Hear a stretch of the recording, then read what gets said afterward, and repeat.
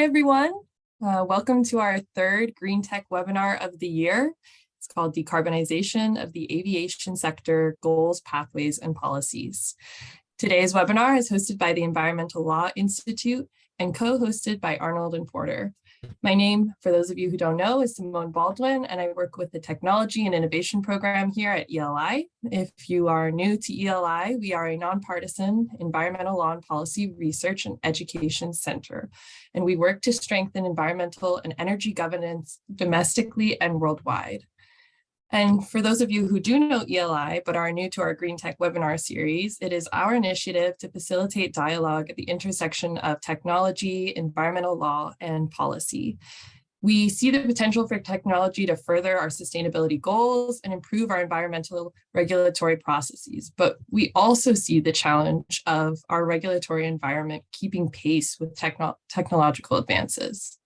So we want to try and anticipate these challenges of catalyzing technologies to benefit the environment, including things like raising capital and intellectual property protections. That's why we host this series of conversations, and we're aiming to stimulate dialogue at this intersection. So today we are pleased to have you join and contribute to these complex and critical conversations that will shape the future of our world. Before we begin, a couple of housekeeping notes. In just a moment, I will turn things over to the moderator of today's session, Sarah Gray, a partner at Arnold and Porter, Arnold and Porter's environmental group. And then the session will start with presentations from each of our wonderful panelists, followed by questions from you in the audience. Audience members, you can submit questions in the Q&A box at any time. No need to hold your questions until the end.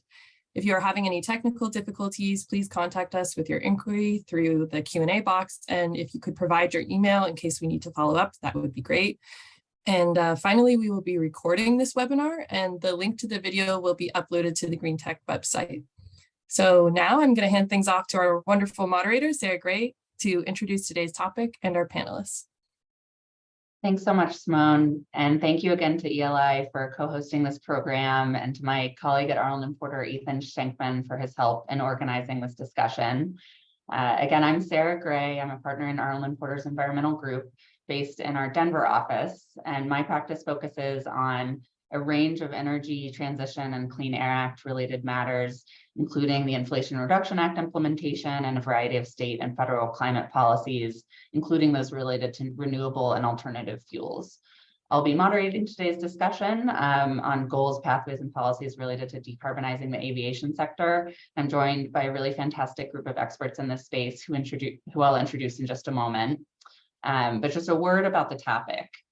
The aviation sector is currently approximately 3% of global GHG emissions and accounts for about 15% of global petroleum demand. In coming years, the industry is projected to grow, with the number of air passengers doubling over the next 20 years. At the same time, governments, including the current US administration, as well as the aviation industry, have set quite aggressive goals for reducing greenhouse gas emissions. As in many sectors of the economy, there are multiple potential pathways to decarbonization and a variety of near, medium, and long-term technologies and policies that would need to be brought to bear to meet these challenges. By way of one example, one technology is sustainable aviation fuels that can be produced from a variety of feedstocks, and we'll talk about in our program today.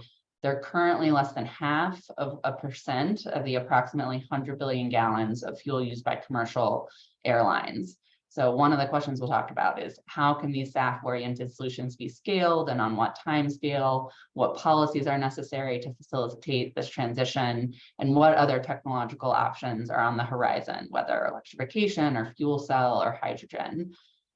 What are the policies that we need to help these nascent technologies mature and come down on their cost curves in a timely way? And with that kind of setting of the table, we'll dive into these questions by panelists from government, industry, including an airline and the environmental NGO community. So first, we'll hear from Annie Petzonk. Annie is the Assistant Secretary for Aviation and International Affairs at the Department of Transportation. She is a recognized expert in international aviation and climate change matters, and has previously served as in the U.S. government and the DOJ and USTR, as well as at the United Nations and as international counsel within the Environmental Defense Fund. Next, we'll have Jayan Mukhopadhyaya. Jayan is a researcher at the International Council on Clean Transportation. He's based in Berlin. He focuses on the feasibility of zero-emission aircraft powered by electricity and hydrogen. He has a Master's of Science and a PhD in aeronautics and astronautics from Stanford University. And following Jayan, we'll hear from Joe Kakish. Joe is the General Counsel of Growth Energy, a trade association that represents almost 100 ethanol producers and other businesses that support ethanol production. He has significant experience with the Renewable Fuel Standard, the Clean Air Act, Inflation Reduction Act, and a variety of regulatory programs administered by EPA, USDA, and FDA. Next is Andy Stevenson. Andy is the Vice President of Project Development and Partnerships for 12, which is a new kind of chemical company that makes everyday products from air. Andy brings more than a decade of experience in clean energy to his role at 12, where he oversees the development of partnerships with leading brands and organizations with the goal of replacing petroleum-based chemicals and fuels in supply chains with chemicals and fuels made from carbon dioxide. And finally, of course, last but not least, we'll hear from Mila Buzetta with Southwest Airlines. Mila is part of Southwest's fuel strategy and management team, which supports the company's SAF and emissions reduction goals. She evaluates technology, vets capital investment, negotiates offtakes, and supports policy development and internally and externally for sustainable aviation fuels.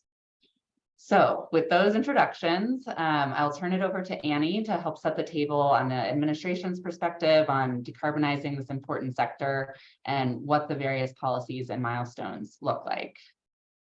Annie, over to you. Good afternoon, good morning, good evening, depending on where you are in the world. Thanks very much to ELI and thanks to Arnold and Porter, including my old friend Ethan Schenkman for organizing this session and for inviting me to participate in it. Very much appreciate it. The Biden-Harris administration's approach to decarbonizing the aviation sector begins with the 2021 U.S. Aviation Climate Action Plan. And I encourage all of you to download this plan from the web. It's the United States Aviation Climate Action Plan. It is a plan grounded in extensive analysis and sets forth for the United States aviation sector for the first time ever a goal of net zero emissions of carbon dioxide by 2050. It does so anticipating actions across four major operational aspects. First, technologies. Second, air traffic management and related operational technologies. Third, sustainable aviation fuel. And fourth, market-based measures. That climate action plan was issued in November of 2021 and was followed by the Sustainable Aviation Fuel Grand Challenge. This is an administration-wide cross-agency challenge to develop 3 billion gallons of sustainable aviation fuel by 2030 and 35 billion gallons by 2050, enough to power the entire U.S. aviation sector. And it focuses on sustainable aviation fuel that achieves at least a 50% reduction in emissions on a life cycle basis compared to conventional jet fuel. The third major activity undertaken by the administration in this area is the Inflation Reduction Act, signed into law by President Biden last year. It establishes 2 tax credits very important for the development of sustainable aviation fuel. The first is a blender's tax credit, and the second is a production tax credit. And it also establishes a $247 million grant program for sustainable aviation fuel projects and sustainable aviation technology projects. And the Federal Aviation Administration is implementing that and administering that grant program through two actions, the FAST SAF and FAST Tech tracks. The fourth element in our sustainable aviation set of initiatives is a roundtable that our secretary convened in May of this year on the margins of the APEC, the Asia Pacific Economic Cooperation Transportation Ministerial. He was joined by the transport ministers from the United Kingdom and Canada and Singapore at that roundtable to listen to what investors feel that they need in order to really put the money into this sustainable aviation fuel sector that is going to take in order to achieve the goals of the SAF Grand Challenge and the Climate Action Plan. And then most recently, last month in Ise-Shima, Japan, the G7 transport ministers met and agreed a transport declaration that strongly supports sustainable aviation fuels that on a life cycle basis achieve a majority of greenhouse gas emission reductions compared to conventional jet fuel.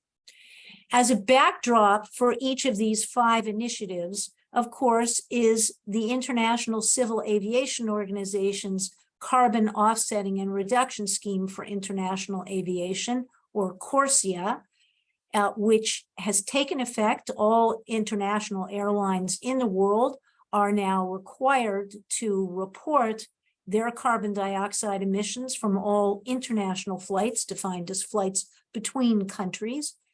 And last fall at the ICAO Assembly in Montreal, the countries agreed to strengthen CORSIA by establishing that airlines must limit their net emissions of carbon dioxide for international flights between participating countries to levels equal to 85% of their 2019 levels. And also that ICAO Assembly, very importantly, agreed a global long-term aspirational goal of net zero emissions for the aviation sector by 2050. Now, I'll speak very briefly about the technology, operational, sustainable aviation fuel, and market-based measures components that undergird our aviation climate action plan and each of the other steps that I've mentioned. And here I'm going to just flag for a moment that aviation's contribution to global climate change is not only the carbon dioxide that comes out of the back of the plane, but also aviation-induced cloudiness, which increasingly the science demonstrates is having an effect in terms of adding to aviation's warming effect. And so the administration regards this as a very important issue of further investigation and potential development. On the technology side, the biggest chunk of aviation emission reductions in the very near term are coming from converting to newer, cleaner aircraft. The aviation sector has made some dramatic improvements in the efficiency of aircraft from engine to airframe throughout the technology cycle. And it's very important that the aviation sector worldwide capture those efficiency improvements. Second, in terms of operations, the United States is implementing new technologies, including next-gen technologies, for improving the efficiency of flight operations. You can imagine that taking an aircraft at its heaviest when it's full of fuel and lifting it on a steep climb up to a cruise altitude and then a steep climb down to land takes a lot of fuel versus a more gradual ascent and then allowing gravity to help with a gradual descent. So these kinds of operational tools are very important and can provide a significant contribution to reducing emissions. Third, in terms of sustainable aviation fuel, the administration is welcoming all feedstocks that have the potential to, on a life cycle basis, reduce the emissions of the fuels. We are feedstock agnostic, whether the feedstocks come from pulling carbon dioxide out of the atmosphere, utilizing plant materials to do so, agricultural materials, or taking waste streams, waste carbon dioxide from industrial facilities, whatever the stream of feedstocks used, we want to look at the whole life cycle and then focus on those fuels that on a life cycle basis are at least 50% better than conventional jet fuel. Why is that 50% number important? Well, today's standards of the American Society for Testing and Materials, ASTM, provide that jet fuel, if it's sustainable aviation fuel, has to be mixed 50% with conventional fuel in the aircraft. So if you have a fuel that's 50% better on a life cycle basis than conventional jet fuel, you mix it 50% with conventional jet fuel, you're really only getting a 25% improvement, which is still very, very significant. But focusing on fuels that don't achieve as much benefit results in a lower climate improvement overall. And that's why we're focused on these fuels that, in the words of the Inflation Reduction Act, achieve at least a 50% improvement on a life cycle basis.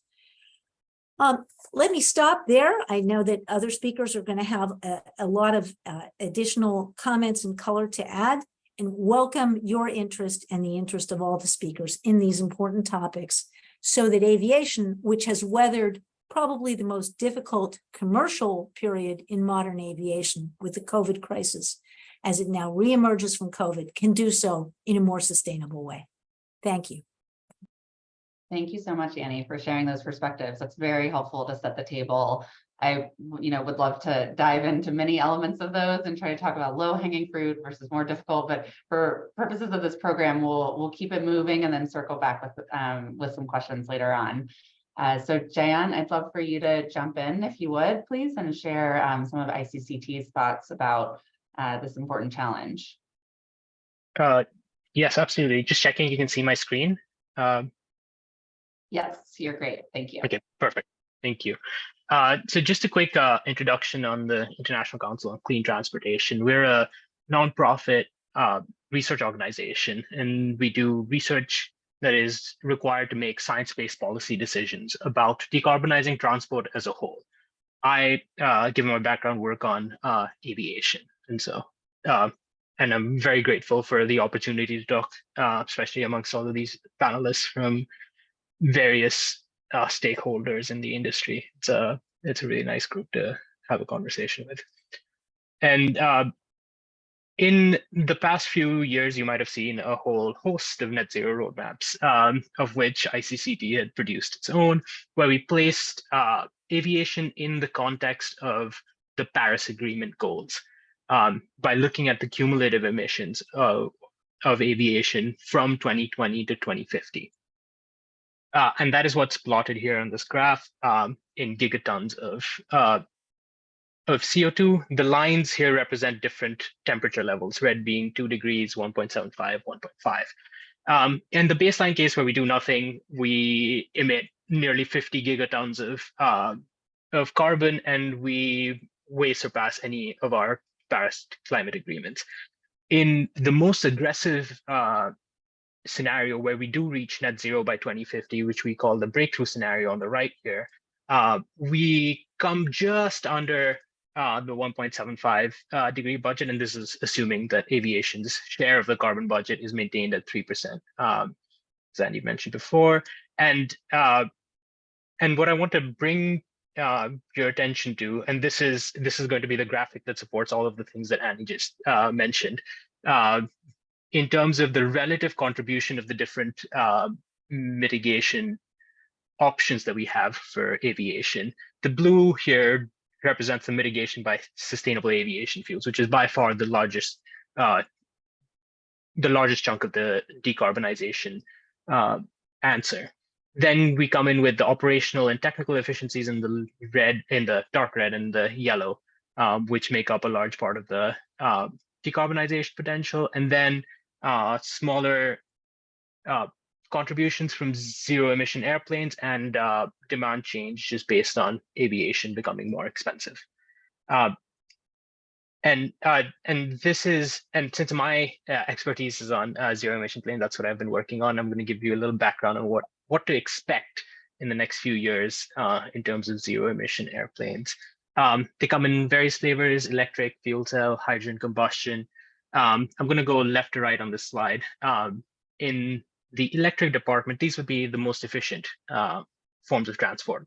But unfortunately, they would only really be able to carry 9 people from New York City to DC, at which point maybe take a bus or a train. And this would represent maybe like 0.1% of the aviation market. It's really not a big chunk of the decarbonization pie.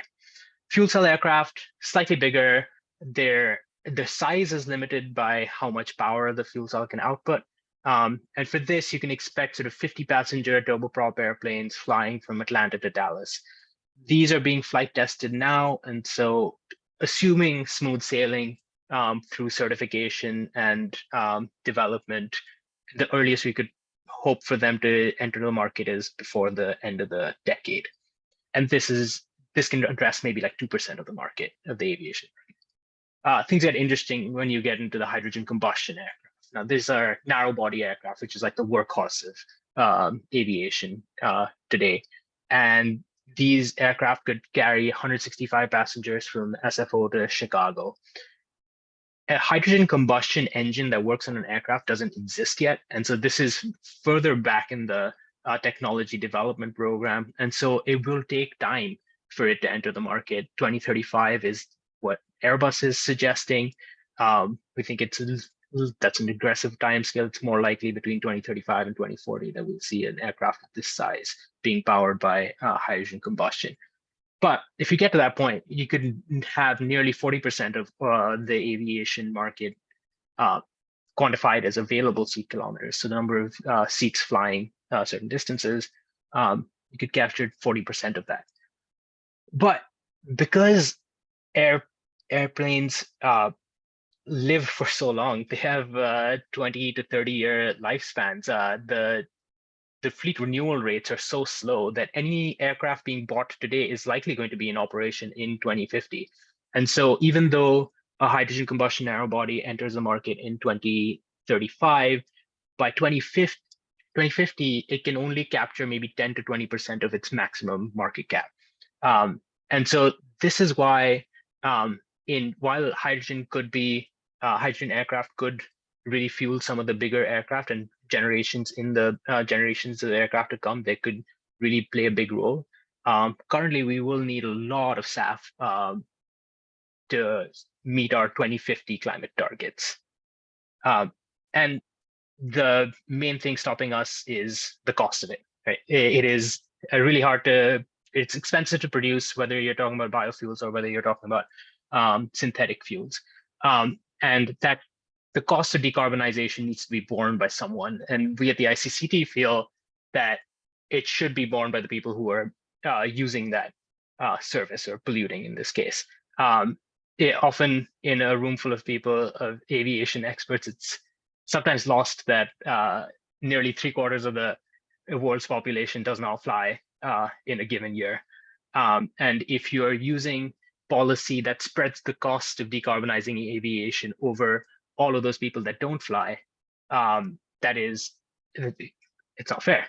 On the other hand, when you have mandates, you can concentrate the cost of that decarbonization on the polluter. If you want to take it to an even more equitable level, you could target price insensitive customers, such as corporations that are buying tickets for business travel, and target the cost of decarbonization on them, as opposed to sort of families who are taking once in a year vacation.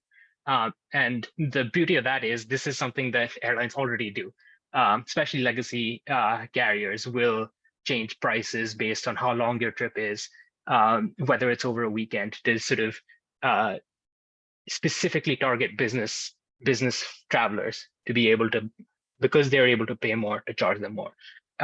If that can be used to decarbonize aviation, use that sort of pricing mechanism to fund more of the decarbonization from some of the more frequent flyers, that would be a really smart way to, at the same time, manage the demand shift that would happen when you have aviation becoming more expensive, while at the same time doing some equitable distribution of the costs as well. And as I alluded to before, there are different sort of strategies to policy. In the European Union, there is the Refuel EU Aviation mandate, which sets increasing blending targets from 0 all the way down to all the way up to 70% in 2030. The great thing about this is it is a long-term policy signal. Fuel producers in 2050 know that 70% of the aviation fuel demand will have to be met by sustainable aviation fuels. This allows them to think long-term, make investments in slightly riskier technologies, especially when you have differentiated targets for biofuels and synthetic aviation fuels. Then you actually are allowing both of those technologies to grow as opposed to biofuels, which is a more technologically or commercially available technology now. But given feedstock limitations, we know we have to move to synthetic fuels. And that means that we need to build out, we need to subsidize some of that initial technology development, much like we did with solar panels. As a summary for what Andy mentioned with the IRA SAF blenders credit, this is what we have for in the US, where it's a 50% savings as opposed to Refuel EU, which requires a 70% greenhouse gas savings. And yeah, a 50% greenhouse gas savings is great, especially if you do include life cycle emissions that includes the indirect land use changes associated with using food and feed based feedstocks. It's dangerous to be completely feedstock agnostic, because we've learned lessons from the road diesel and bioethanol growth over the last few years, and we should really be applying them to develop the next generation of biofuels, whether it's from cellulosic waste or even synthetic aviation fuels that require water and a lot of renewable energy.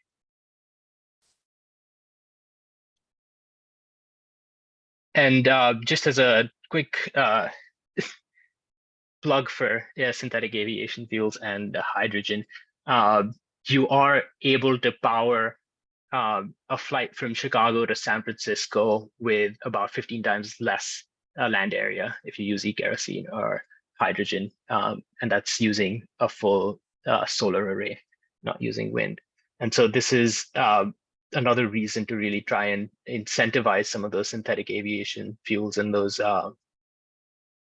technologies that aren't quite there yet. And last, there's a if there was an immediate goal that you would set for the US to try and meet net zero targets, it would be to peak fossil fuel jet use by 2025, whether that's by scaling up SAF or whether that's by managing demand. This is essential to meeting net zero targets by 2050 and staying anywhere close to Paris Agreement goals. Thank you. Great. Thank you, Dan. Thanks so much for sharing those perspectives. It is interesting to kind of juxtapose the European context, where you do have those very long-term policy drivers, with the domestic context where at this point we don't have those. So we'll leave that there for now. Joe, I'll hand it over to you to talk through some of the kind of nearer term developments on the SAF front in the US. Thanks, Sarah. Yeah, I wanted to give folks some of the perspective from the biofuels industry here in the United States. And to Sarah's point, some of the more near-term and mid-term trajectories we're looking at as we head into the end of the 2020s. So let me just share my screen real quick. And as Sarah said in the introduction, I work for Growth Energy. We're the nation's largest biofuels trade association, and we represent a number of members who are looking forward to diversifying their portfolios and expanding into the sustainable aviation fuel space. And this includes our members, Marquis Energy and ADM, who have already partnered with biofuels SAF producers, Gevo and LanzaJet. And our members have committed what looks at 600 million gallons of SAF toward President Biden's SAF Grand Challenge. That translates into about 1 billion gallons of ethanol, considering the conversion, which we'll talk about, out of a total of about 16 billion gallons of production capacity in the United States today. So a lot of opportunities for growth here, considering our current production capacity. And you have to understand, I think, the development of this industry within the context of changes in light duty vehicle fuel markets as well. And as we shift toward electrification in the number of different sectors, we're really focusing here on what is a very hard to decarbonize sector in the aviation sector because of the power demands, energy demands, and just the sheer volume of fuels that will be needed to meet those challenges in 2030 and beyond. So just to give you a little sense of the landscape from the ethanol perspective, currently we account for about 80% of all biofuel production capacity. And by that, I mean. And as folks have mentioned, there are many different pathways, we'll call it, or production processes to create SAF. The one that we're focused on here in our industry is on what's called alcohol to jet, or ethanol to jet, which Janet referenced in his presentation. That feedstock is ready here already now as what's called a biointermediate to be processed through a series of chemical steps that we'll also discuss to create SAF. But another point that I want to make sure we understand and emphasize is that the land use issue is a core issue for us, as I think for most folks in the industry. But with respect to corn production, which is the primary feedstock for ethanol in the United States, crop efficiency yield and improvements in irrigation and fertilizer use and so forth have been increasing such that the aggregate total acreage devoted to corn crops has not really changed in 100 years. So we expect that these kind of technological innovations to increase as we sort of diversify into this kind of market. So the challenge, of course, is getting the policy right and also getting the science right. And when we talk about science, when I talk about science here, I'm really focusing on what's called modeling the life cycle emissions impacts of any particular fuel type, in particular on SAF. So this is just a very rough explanation of the ethanol to jet process, which you see starts with ethanol, which is one of a number of products produced by our members. We create other products called co-products, the most important of which is called dry distillers grains, which is a form of feed that itself displaces the need for additional corn acreage as we try to make the most efficient use of the kernel in producing ethanol. But that ethanol is the sort of starting point for a series of chemical processes where we adjust and modify the hydrogen and carbon bonds of the molecule so that we end up with SAF or renewable diesel, depending on the distillation process. There are other types of processes starting with lipids like waste fats and other types of chemical processes, HEFA and Fischer-Tropsch, that are one of 7 that are currently approved by ASTM. But we think in our industry that we're well placed to advance this particular pathway to meet some of these volume goals in the SAF Grand Challenge and amongst some of our partners in the aviation industry as well. So the two most important, I think, domestic SAF policies are the Inflation Reduction Act, as Annie mentioned, and the Renewable Fuel Standard. And they're structured quite differently in the ways that they incentivize or not sustainable aviation fuel. And I have all these symbols all over my presentation. You'll see different agencies. SAF, more than any other biofuel, relies upon interaction and coordination amongst a number of domestic federal agencies. The Inflation Reduction Act in particular is focused on the Treasury Department, which historically has not been known for being an environmental expert or for using environmental modeling. So it will rely a lot on the EPA, on the Department of Transportation, on the Department of Energy to really develop this new legislation in ways that are fully implementing congressional intent to maximize the benefit of the credits. So the way the Inflation Reduction Act works for SAF is it establishes tax incentives that are higher the greater the increase in GHG reduction percentages. But how those percentages get determined and how those different pathways are assessed really depends a lot on the models that Treasury uses. And the way the statute is written, it allows Treasury a certain amount of discretion, in particular for SAF, to do that. And that becomes really central to determining whether this is a viable option for the for domestic producers. So current tax incentives, like under the IRA, they're helpful, but they don't on their own necessarily bridge the gap between conventional jet and SAF prices. In addition, the Inflation Reduction Act, at least Section 45Z, ends by 2027, which is only 4 years from now. And in the context of developing this industry, may provide some significant challenges to fully build this out in terms of getting investment in place, getting your capital in place, and make sure you have the production capacity to make it financially feasible. So I want to talk a little bit more about some of the modeling Inflation Reduction Act later, but I also want to mention the Renewable Fuel Standard, which to date has been sort of the core federal policy for biofuels producers in the United States. Unlike the Inflation Reduction Act, the RFS is a mandate. It specifies certain percentages of production of refiners to blend renewable fuels into their production each year. So it's more of a carrot, whereas the Inflation Reduction Act is a stick. Sorry, reversed. It's more of a stick, where the Inflation Reduction Act is a carrot as an incentive. So SAF has been in a recognized pathway under the RFS as well. But there are also challenges under the RFS to make sure that the accurate life cycle assessment is recognized under the RFS, so that it can meet some of these different nested fuel categories based on its meeting certain threshold GHG reduction standards. So I want to talk a little bit about modeling here.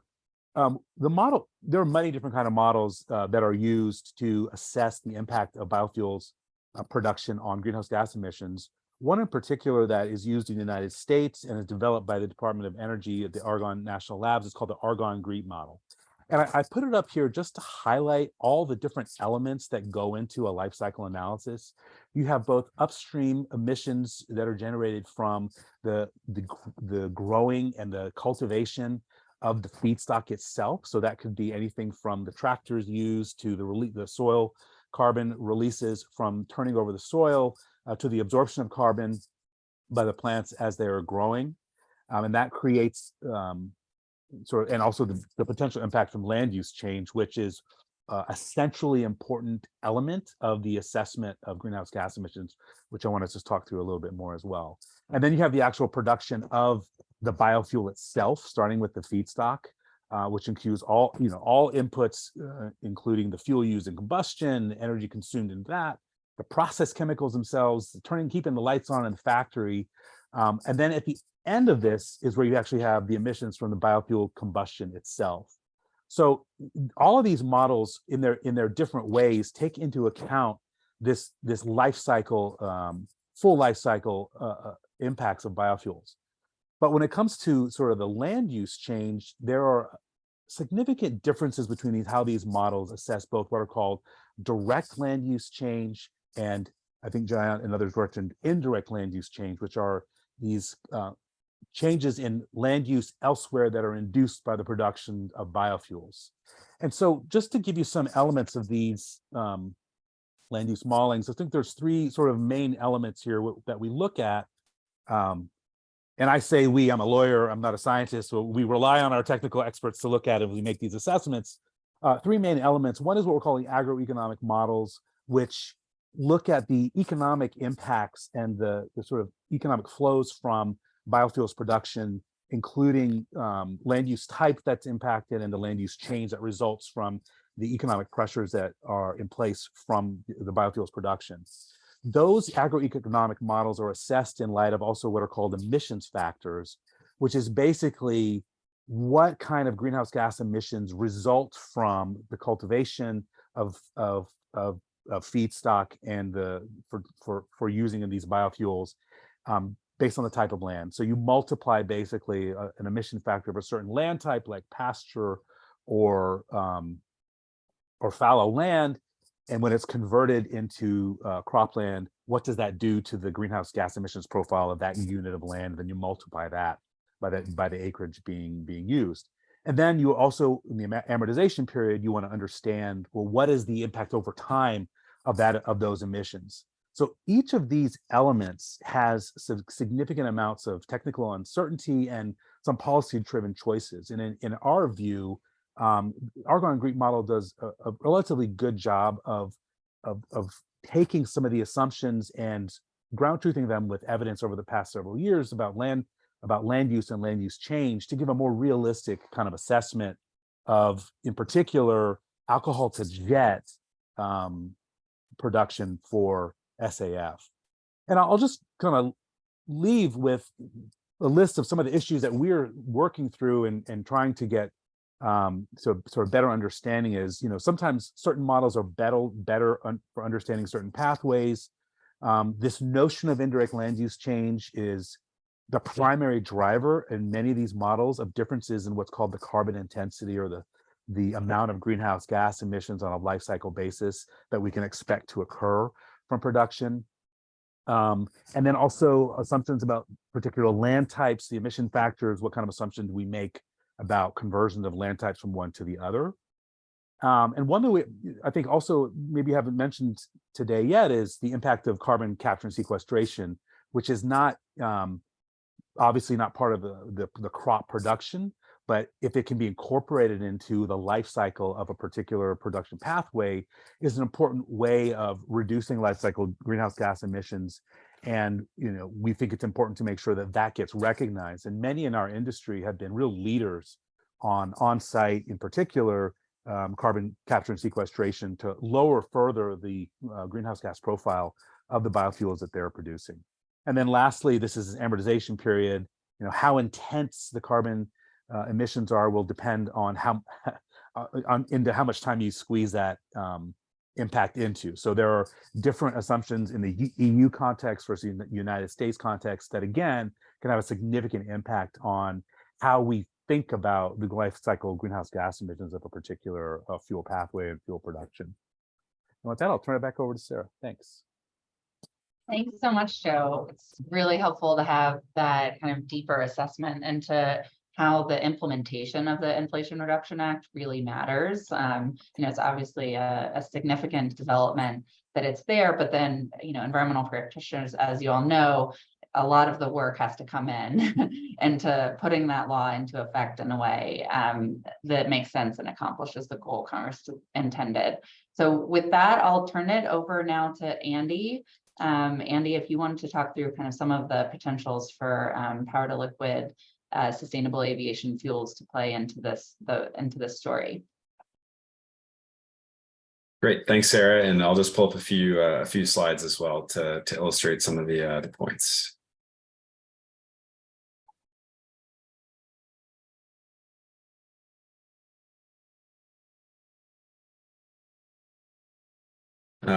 So just to start out with a little bit about 12 and a little bit about power to liquids fuels or e-fuels.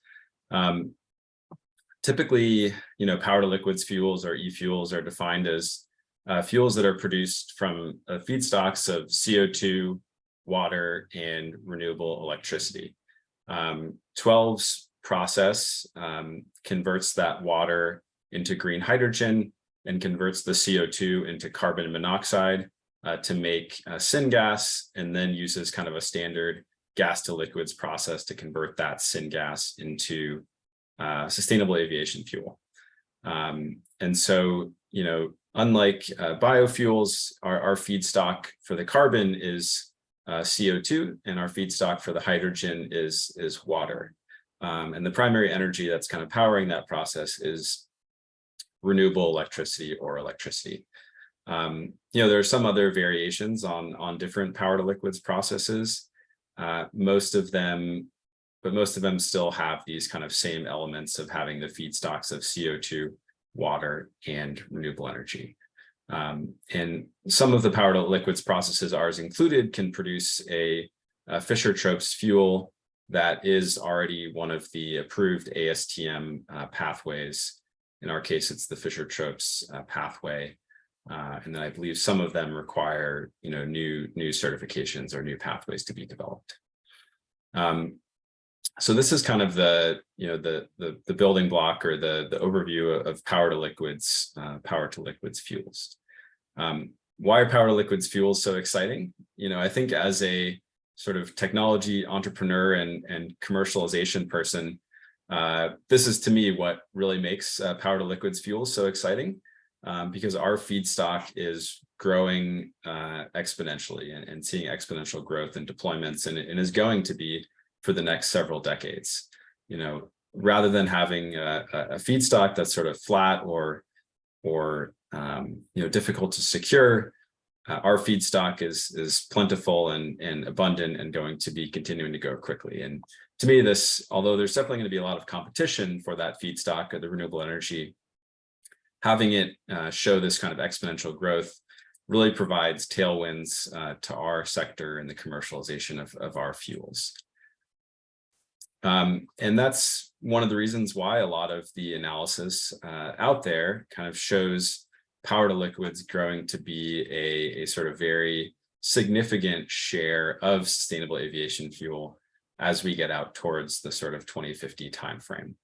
And so, having this continued significant growth in the renewable energy feedstock is really the main driver, one of the main drivers that is making, most of these assessments show that power to liquids is going to be one of the dominant pathways for producing sustainable aviation fuels in the future.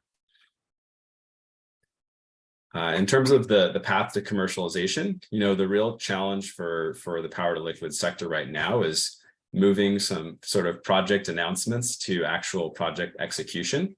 And so getting some of those pieces in place that allow us to not just do demonstration projects, but do fully sort of project financed commercial projects is what the sector is really going to be grappling with over the next couple of years. There were a few significant announcements recently, one from 12 and then from other companies about projects.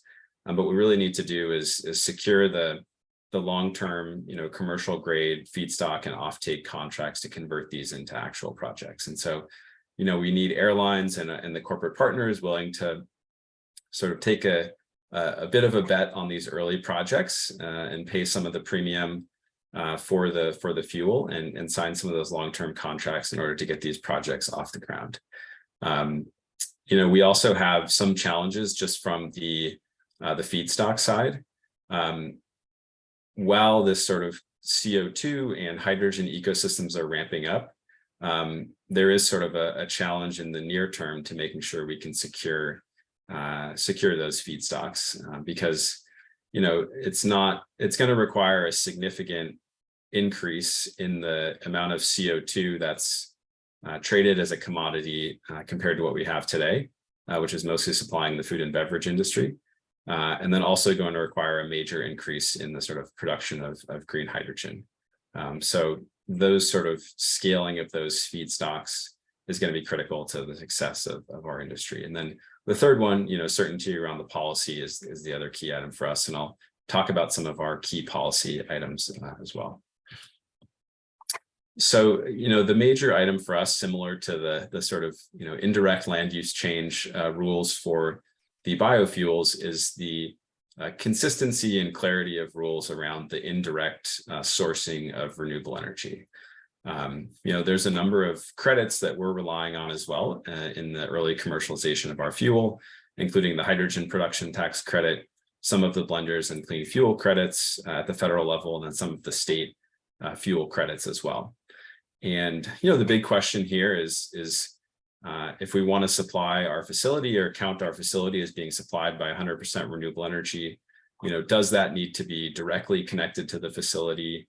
or can it be sourced indirectly, as is, the industry standard for many other industries, such as data centers and other large electricity consumers, to claim 100% renewable energy use. And so getting sort of consistent rules around this and getting clarity around this is really going to be critical to the first few years of our industry scaling up. Another big one that we're working on as well is including power to liquids pathways under the renewable fuel standard, and including biogenic CO2 as a feedstock under the federal US RFS. It's something that is a big priority for us to put us on parity in terms of the incentives that are available to us with other types of biofuels that are out there.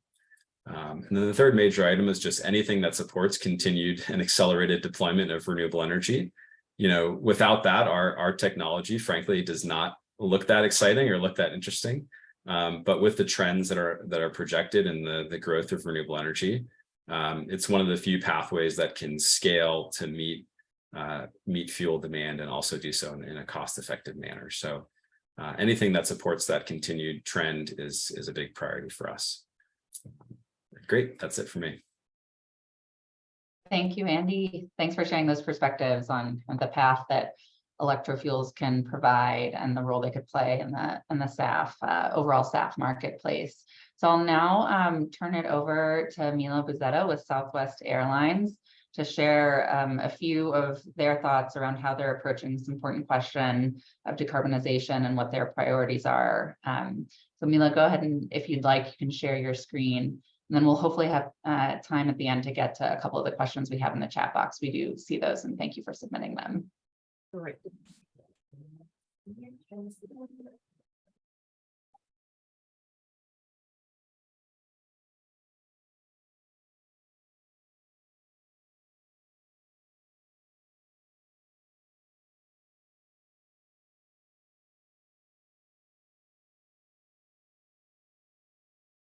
All right. Just really thank all the other panelists here, and just sort of the thoughtfulness that went into the order of presenters. I feel like everyone has really set up this conversation really well for me, kind of captured a lot of the issues that we're up against here. So I can really just focus on, how Southwest Airlines really thinks about our decarbonization path, and particularly sustainable aviation fuels since 2015. So we have our obligatory legal statements there. And then this snapshot, this graphic, is right out of our one report from 2022, so our ESG reporting. And it shows, our current thoughts, assumptions, outlooks on how we view decarbonization and how we are going to achieve net zero. So you see we have 5 different levers on this graph. So fleet modernization, so it's kind of things you've been talking about, novel jet propulsion type things and novel technologies. Operational efficiency, that's kind of how we do our business. Using single engines for taxiing, how we do route optimization. And then next gen FAA, we're relying on our partners at the FAA to help us out with air traffic control and improvements there. SAF, of course, doing sustainable aviation fuel. And then carbon removals is also sustainable aviation fuel, but we view that as our negative carbon intensity SAF. So SAF during its production that actually ends up sequestering more CO2 than what went into the process actually uses. So, and we designate those as different things. So the SAF would be any sustainable aviation fuel that has 0 carbon intensity or higher. That goes in that yellow bar there, and our carbon removals go down there. So carbon removals, one of our announcements is with losses. So it's a Fischer-Tropsch technology where they do end up sequestering their CO2 streams off of all of their energy producers. And they could waste streams back into the ground. So that's where that negative comes from. Is one of the examples. So as you can see here, the 2 biggest levers that we really have for most of our trajectory is SAF and our fleet modernization. So those become kind of the critical parameters that we think about. We do have our goals set up on here too. You see in 2030, we are replacing 10% of our jet fuel usage with SAF, which is alignment with a lot of what industry is doing. Most of the other airlines have those goals as well. And it's also 25% in carbon intensity reduction versus our 2019. Okay.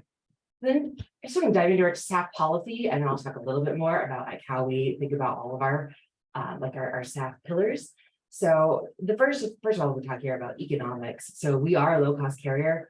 We do believe in democratizing travel through sky. So it is important to us that the cost of this, and considering our our operating costs last year for SAF were 26% of all operating costs, it's like critical that we get this somewhere near parity with Jet A, or we're not going to be flying too many people. So, but the way that we approach this with a lot of our producers, I think we, at least Southwest, is a pretty novel approach to this. We've gotten pretty expert at logistics.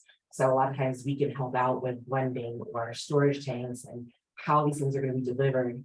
We don't focus a lot right now on infrastructure, but I think those conversations are beginning to happen, because that is such a key piece of, even if we produce all this SAF, how are we going to get it to our airports? So we're trying to help our producers with that view of things and try to reduce costs there, and really figure out how that's going to happen. I know we mentioned here in this presentation how the ASTM specifications allow up to 50% blending of SAF, but today really there's not many people who blend more than 30%. And that restriction is really based on the infrastructure that's available. So a lot of the pipelines have more restrictive requirements on the SAF specifications than what ASTM requires. So you just can't put that 50% blend through. So we have a lot of work to do in that realm. So other items that are important to our SAF policy, and our SAF policy, that is how we view and accept SAF offtakes or capital investments into technology for SAF. So the second one is a minimum of a 60% GHG intensity reduction on a life cycle basis. So that's a CI score of 35 or below in order for us to even talk and move forward on any kind of our offtakes or deals. Of course, we have sustainability certification that's required. So even though Southwest is a domestic airline for the most part, we are still kind of beholden to all the same stakeholders. We still think it's critically important that we are being sustainable and that we are really capturing sustainable feedstocks and not double counting our carbon there. So we care about these certifications, and we require all of our partners and producers to deploy them. So our exclusions that we have, anything in feedstocks like palm oil, and if it's byproducts, or anything that would contribute to deforestation. And then as far as feedstocks, we are also feedstock agnostic. And then what we all kind of know here is that there is not enough biomass to get us to the amount of SAF that we need to meet our goals. And so, as Andy mentioned, that power to liquids, or the electrofuels, e-fuels, are going to make up that gap. So we are reliant on them, but we need to, in the meantime, pursue all different feedstocks, all different pathways. So we're not excluding any kind of pathway. We want to promote all of them and think about all of them with our partners. So as far as other levers that we use within our SAF policy, so Southwest has made an investment, which was a first of a kind investment for us into Sapphire Renewables, which is a technology that converts corn stover. So anything that's over from corn production, it's not the grain, converting that into ethanol and then into sustainable aviation fuel. So really kind of augmenting the ethanol industry that's out there. We kind of support and know that we need that 1G ethanol, upgraded into SAF eventually. And we need all of those pathways as well. We also partner with academic institutions. We have investments with Yale with their climate action funds there. We really kind of look at all these different levers to achieve or to get our SAF volumes that we're going to need in our intensity reductions. So one item on and I don't think anyone has brought up so far, and I kind of touched on it in our sustainability, is we really need policy industry to also help us kind of guide how book and claim is going to look. Today, there's not universal, this is how we're going to look at this, and that is critical to all of our stakeholders, and they want to know that any the fuel that is being used on their planes where their staff are traveling, that is all done sustainably, and that we're not double counting all of our carbon reductions along the way. So we really need that to be well formed by the time we get to our goals, so that that's just another lever that we're able to use with our economics, is we can sell those scope 3 emissions to our corporate customers. just kind of one more piece of the puzzle that kind of gets us where we need to go. All right, I think that's all I have. Kind of Southwell's view on SAF and decarbonization. Thank you, Mila. And thank you all so much for joining us. I realize that we are at time, so we've gotten some really wonderful questions in the chat box, but I think this can be the first of a series where we'll try to dive in later and address some of those questions. But thank you so much to our panelists for lending your expertise to this discussion. Really wonderful to kind of flesh out some of these important issues. Thank you to ELI for hosting this session, and we'll look to engage further on the questions at another time. But thank you everyone for joining us today. Thanks so much.